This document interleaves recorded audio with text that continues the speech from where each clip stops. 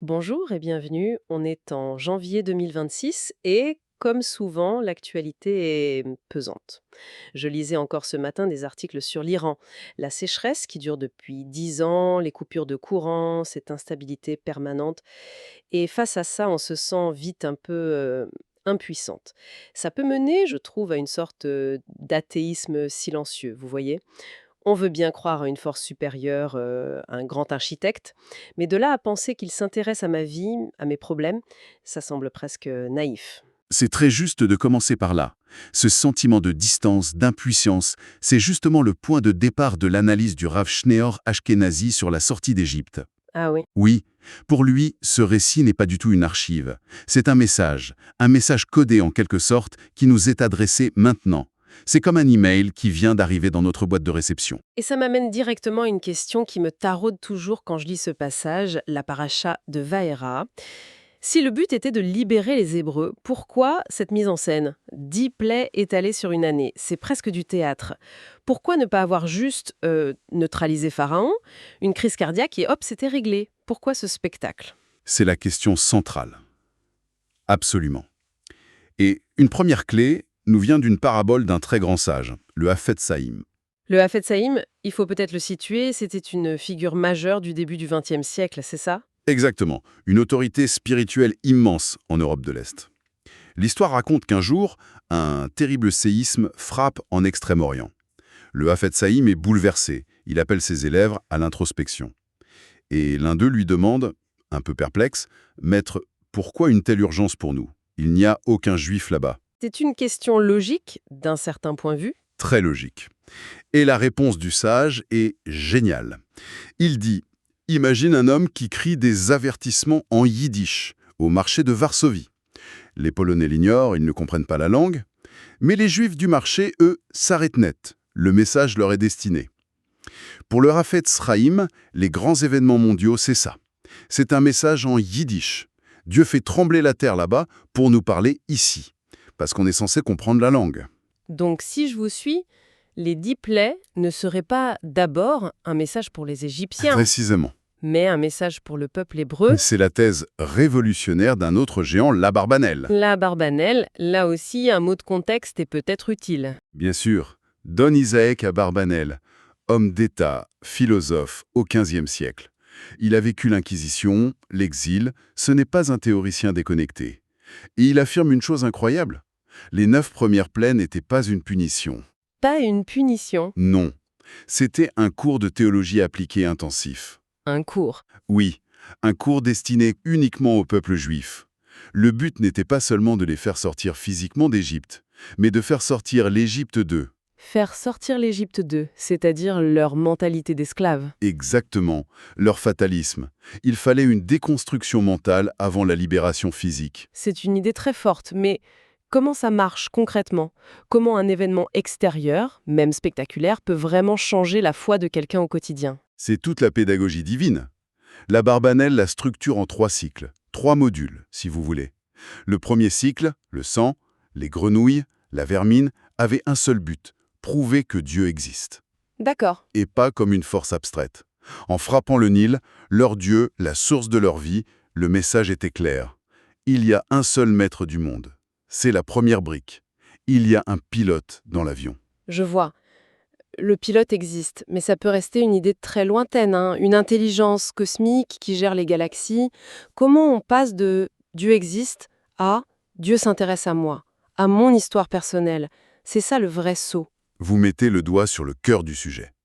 Et la meilleure réponse est peut-être une histoire contemporaine que rapporte le Rav Ashkenazi. C'est l'histoire d'un de ses voisins, un grand médecin, chef de service en obstétrique. Un homme de science, cartésien, 40 ans de carrière. Le genre de personne qui se fie aux statistiques, j'imagine? Totalement. Ouais. Et un jour, il fait face à l'urgence absolue.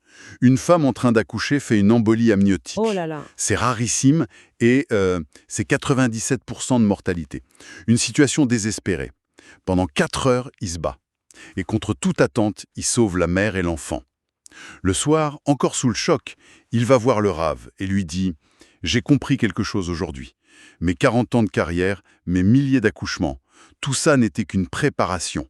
Pour ces 4 heures, Dieu a orchestré toute ma vie pour que je sois là, à cet instant précis, pour sauver cette vie précise. C'est vertigineux comme pensée. Ça renverse toute la perspective de sa propre vie. C'est la définition de la providence, la Ashgaja Pratit. Ce n'est pas une supervision lointaine. Le metteur en scène s'intéresse à chaque détail du parcours de chaque acteur. Et ça, c'est la leçon du deuxième cycle des plaies. Le deuxième cycle, c'était les bêtes sauvages, la peste, les ulcères, c'est ça, hein? Oui, et le point commun, c'est la distinction. Le texte insiste lourdement, les plaies frappent les Égyptiens, mais pas les Hébreux. Le message est, non seulement Dieu existe, mais il regarde, il intervient, il fait la différence. Il est, comme le dit le texte, au cœur de la terre. Il est impliqué.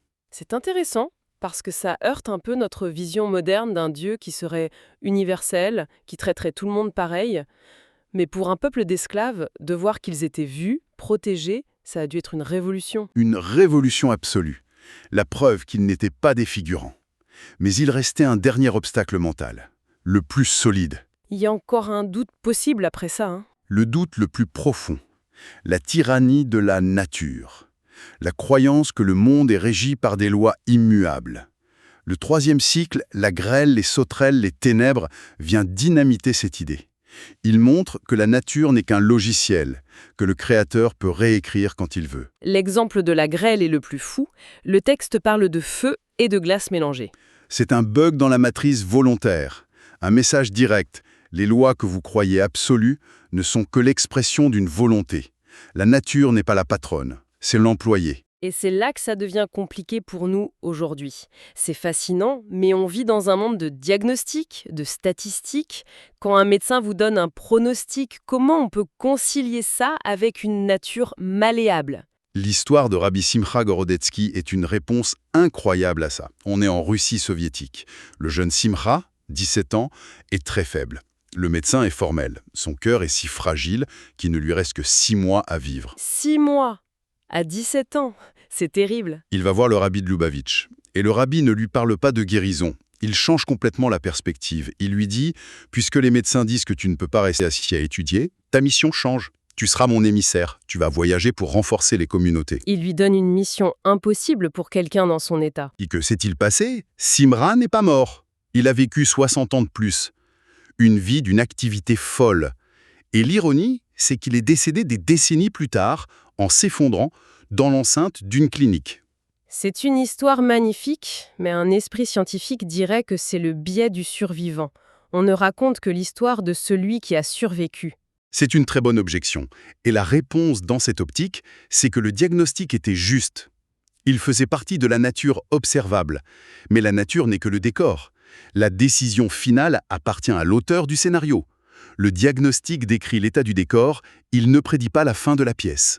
Donc, si je résume ce parcours, étape 1, il y a un Dieu. Étape 2, il s'implique dans nos vies. Et étape 3, les lois de la nature ne sont pas une prison. Exactement. Et ça nous amène à la conclusion. La 10e plaie, la mort des premiers-nés, c'était la seule vraie punition pour Pharaon. Les 9 autres étaient des sonneries de réveil, des appels pour le peuple juif. Et c'est là que le parallèle avec aujourd'hui est vertigineux. Les crises mondiales sont là pour capter notre attention. Dieu secoue le décor pour que les acteurs principaux, nous, se réveillent. Alors la question devient très concrète. Si toute cette agitation est une musique pour nous réveiller, comment est-on censé réagir? On fait quoi? La réponse est dans une dernière histoire. Le Rav Ashkenazi l'appelle l'histoire du pyjama. 2 frères fâchés à mort depuis 20 ans. Le fils de l'aîné se marie et l'aîné veut se réconcilier. Il supplie son cadet de venir. Et il refuse, j'imagine. Refus catégorique. Le soir du mariage, pour être sûr de ne pas céder, le cadet met son pyjama, se met au lit, débranche le téléphone. Fin de l'histoire. C'est la rupture totale. Mais l'aîné n'abandonne pas. Il engage un orchestre, se met sous le balcon de son frère et fait jouer les mélodies de leur enfance. La musique traverse les murs. Le cadet entend. Il fond en larmes, saute du lit et tel quel, en pyjama, il dévale les escaliers et tombe dans les bras de son frère. C'est une belle image. Ils vont au mariage. Et au milieu de la fête, l'aîné se penche vers son frère et lui murmure « Je suis l'homme le plus heureux du monde. Mais, dis-moi, pourquoi es-tu venu en pyjama ?» Waouh! Pourquoi es-tu venu en pyjama? C'est une question terrible et brillante. Elle me renvoie directement à ma vie. Dans quel domaine suis-je encore en pyjama en attendant que ça se passe? La morale, si je la reformule, c'est que la musique de la délivrance, elle joue déjà, le monde bouge. La question n'est pas si on ira à la fête, mais est-ce que la musique nous trouvera prêts, habillés ou endormis dans nos habitudes, en pyjama spirituel? C'est exactement ça. Et ça peut devenir très concret. On pourrait, cette semaine, essayer d'identifier un domaine, santé, travail, une relation, où l'on se sent esclave. Esclave d'une statistique, d'une habitude. Et se souvenir de la leçon des plaies. La nature n'est qu'un décor. Et à partir de là, poser une toute petite action qui défie cette fatalité. Un seul pas. C'est commencer à enfiler ses habits de fête. Je voudrais qu'on termine sur cette pensée. Si les plus grands événements géopolitiques ne sont que la bande-son de notre histoire personnelle, quelle mélodie est-on en train de composer, nous, avec nos propres choix, jour après jour?